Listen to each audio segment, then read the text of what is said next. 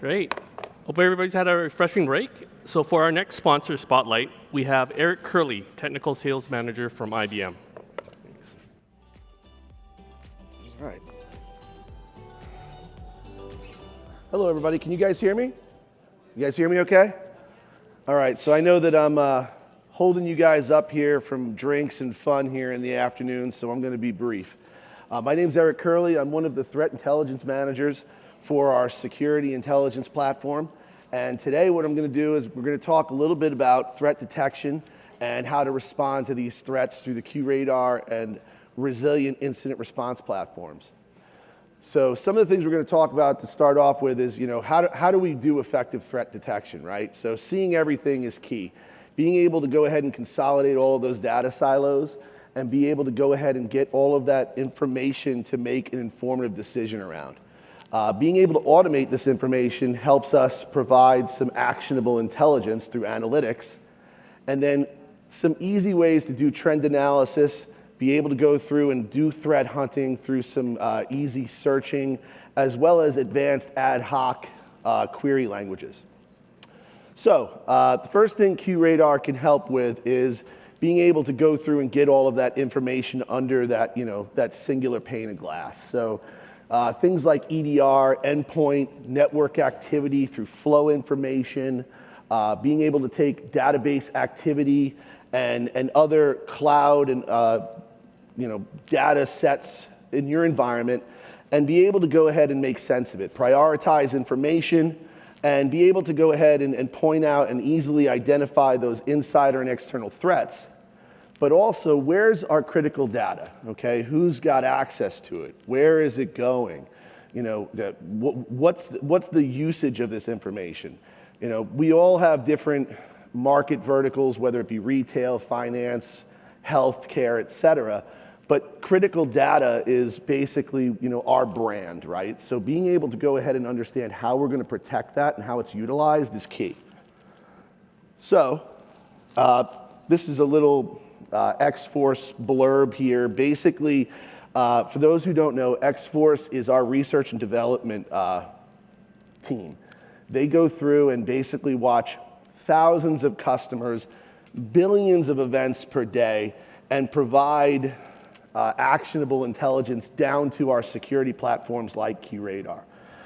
One of the things here that are, in this particular slide, it shows that some of the advantages of being able to use this proactive intelligence to be able to go through and bring this information and that research to bear when an investigation occurs. Instead of having to go through, like we're talking about being proactive and going through, and I got to go out to Google and I've got to go to SANS and all these other different places to find all of this security information, X-Force brings this data down to the product and builds it into those summaries so that it kind of gives you that first step or that first touch for that information. So the first thing QRadar can help with is seeing everything, right? Going across all of our different pieces of the business. So whether it be, our PCI data sets, going through and bringing in threat intelligence and IOC feeds, going through and understanding how applications are utilized and bringing it under one pane of glass. And how QRadar helps with this is it helps with being able to go through and actually bring the information in with as little manual touch as possible. This is done with over 500 out-of-the-box integrations. They're called device support modules, also known as parsers, if you will. So taking data from these log sources, from these data sets, making sense of them and putting them in context so that when you go through and actually visualize it in the UI, it makes some sort of sense. Okay? The second way that we bring ease of use into the system is by auto-discovery. So going through when the information comes in via syslog, we have the information, comes in, we parse it, we put it into what we call categorization. So there's what's a contextual engine that's used to put this information into specific categories so you can make sense of the data. So instead of just saying, all right, there was some sort of particular virus outbreak, we can categorize this into specific types of malicious logic, denial of service, backdoors type of campaigns. The last thing that we do is for other custom sources that are not out of the box, we provide an easy-to-use tool called our DSM editor. This gives us the ability to bring in a custom log source or a custom threat feed, whether it be through syslog, JSON, whatever, and gives you the ability to go through and pick out the pieces of data that are relevant, parse them, bring them into QRadar, so that now we can use this custom application to be able to go through and investigate with all the rest of the information we're bringing in. Okay? The next piece is the automation part, right? Because that's huge. We have to be able to go through and have some sort of automation to make sense of all this data and to kind of take some of the heavy lifting away. So we do this and start with built-in rules and behavioral analytics using user behavioral anomaly detection and network behavioral anomaly detection. We can go ahead and uncover known and unknown threats in the environment and provide a visualization of that within QRadar. The next thing is putting the pieces together, okay? We have to connect all these different, singular events, if you will. With traditional logging technology, a lot of that is very cumbersome. You have to go through and provide searching and compile this information and really try and figure out the taxonomy of an attack through searching and manual methodologies. With QRadar, these chaining, if you will, chaining these events together and showing you the entire attack chain is built into what we call a singular incident that's called an offense. And that helps you connect all of that related activity. The next thing is obviously, how do we prioritize this? I mean, what's the real threat to our business? What's the business justification for going ahead and providing some sort of analytics around this? We're going through and providing or looking for relevance, credibility, and severity of that offense to prioritize how you investigate that. Now, we have that built in out of the box, but we can also customize that towards your needs. The last thing to be able to provide the most automated intelligence is being able to use AI. Being able to go through and use what's called Watson Advisor. And what Watson Advisor can do is it can help provide research and development at a finger click. So being able to go through and understand what IOCs are also involved with what we're seeing internally. We launch an investigation. We take specific observables out of an offense, and we send this up to the Watson corpus. And there, we're collecting all of these different feeds, IOC, hash data, et cetera, and we're able to go ahead and show what else is going on in the world that is complementary to what you're seeing internally. And this is great because it gives you the ability to basically understand, what threat actors are out there, what campaigns are going on, what other malicious logic is being proliferated throughout the internet, and how it associates with your environment. And that gives you the ability to really increase or lessen that time to value very quickly without having to manually go through these steps. The last piece when we talk about these three pillars is being proactive, okay? Being able to go through and improve how we hunt threats in the environment. This is done in a couple different ways through QRadar. The first thing is a simple search. Keyword searches, a Google search, if you will. Being able to go through and say, I need to find, users Tom, Dick, and Harry within, the HR network that, authenticated into, Brazil's HR network, if you will. You can just basically go through very quickly and put some names in there, launch a search, and be able to go through and compile the information very quickly. We also have what's called our advanced query language, or AQL. This gives you the ability to really have robust database functions and commands that you can search through the entire warehouse or database, if you will, within QRadar to really get into the crux of the data.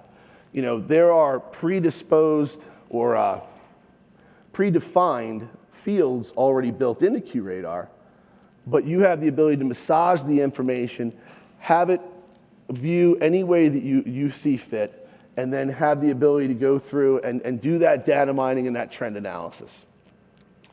So once we have all this information, how do we respond? We have to have the ability to quickly get on top of mitigating a threat within our environment. And we do this through the combination of QRadar and our incident response platform called Resilient. It gives you the ability to provide full orchestration, incident response, ticketing, and workflow management to be able to basically close the loop of incident response and the threat life cycle. What we can also do is we've gone ahead and opened up the APIs within QRadar. It's an open-ended platform now, so you have the ability to provide integration with other systems with relative ease. Now, we provide hundreds of tested, vetted out applications within what we call our application exchange. It's like our Apple iStore, if you will, of applications and integrations we have with other product lines. It gives us the ability for things like Resilient, if you will, on the incident response side, to be able to go ahead and click on an icon and send over artifacts and evidentiary information over to Resilient to compile a corpus of information to be able to go ahead and start the ticketing and mitigation process. So the life of an incident. We've gone through, we've detected the threat. We've prioritized the insight of the information. We've gone ahead and collected all of that data. We understand the who, what, when, where, and why. What do we do now? You know, we have to build a process in place to be able to go through and respond to these threats and these breaches. And we do this with the Resilient Incident Response Platform. Being able to first create the incident in play, assign specific tasks, and then go into remediation. So I go through 8 o'clock, an offense comes up when I come in the morning. It shows some sort of denial of service. We have to go through and get in contact with these different business units to provide certain response. I can now go through and assign information to specific business units and tasks associated with that, and provide specific notifications by either using certain types that can be predefined or completely built within the Resilient platform, or I can go through and actually associate certain evidentiary artifacts to the incident, go through an out-of-the-box workflow runbook that basically says we need to notify the network administrator, we have to get in contact with legal, we have to create these ACLs and launch this API to be able to go ahead and block at the firewall, and we have to get in contact with certain organizations because of a certain compliance breach, and here's the after action that's built into it. All of that can basically close the loop for the incident response and the actual notification piece through the incident response platform. Okay? So, there are 3 tenets or modules that go into the orchestration or the IRP piece. The first one is the security module. This provides those runbooks or that workflow with industry standard best practices. So we've gone through and researched how certain SOCs, organizations, threat management standards have gone, and we've built these workflows into Resilient so that you can follow them during an incident. The next part of it is the action module. This provides full orchestration and bidirectional API communication to be able to communicate with other systems and other processes within your network. So, in the case of a certain breach, I have the ability to build an API through the IRP platform to be able to go through and say, I have to create a firewall block, I have to revoke this user's access, I have to quarantine this endpoint. Those configurations can be done through the IRP process so that when you go through the actual security piece of working the incident, you can now proactively build in the response. Lastly, there's the privacy module. And this gives you the ability to go through and bring in compliance level mandated information from things like GDPR, PCI, HIPAA, and gives you an outline and a workflow there on how you're supposed to respond. So say I have to contact legal and a certain amount of user records are breached. I have to go ahead and, provide specific auditing details to this organization. I have to take these steps to shore up the breach, and I have to have certain documentation into play. That privacy module has all of these details outlined inside the IRP platform for you to utilize. The last thing I want to go ahead and showcase is really the response time on what value the IRP can bring, okay? This is a specific customer use case where they went through and actually had an incident, and it shows the before and the after. Before they used some sort of incident response tool when they had to do everything manually. So collecting certain data sets, research, development, certain information, being able to provide certain notification and put together ticketing, going through and actually tracking the incident, correlating and putting historical data so that they can understand the entire life cycle of the incident, and then being able to go ahead and provide some sort of response. This use case here shows that those initial stages could take up to an hour and a half. But with some of the automation and those instantaneous processes that are built into the Resilient IRP platform, they're able to do this within a minute. And that's huge, right? Because when we're dealing with threats, we have to be able to act and respond appropriately and be ahead of the threat when it comes to our adversaries. Don't take my word for it. We have a booth with Resilient and QRadar set up over at B002. If you guys would like to continue this conversation or see a demo, come on over and see us. Thank you for your time. Take care and enjoy the rest of your afternoon.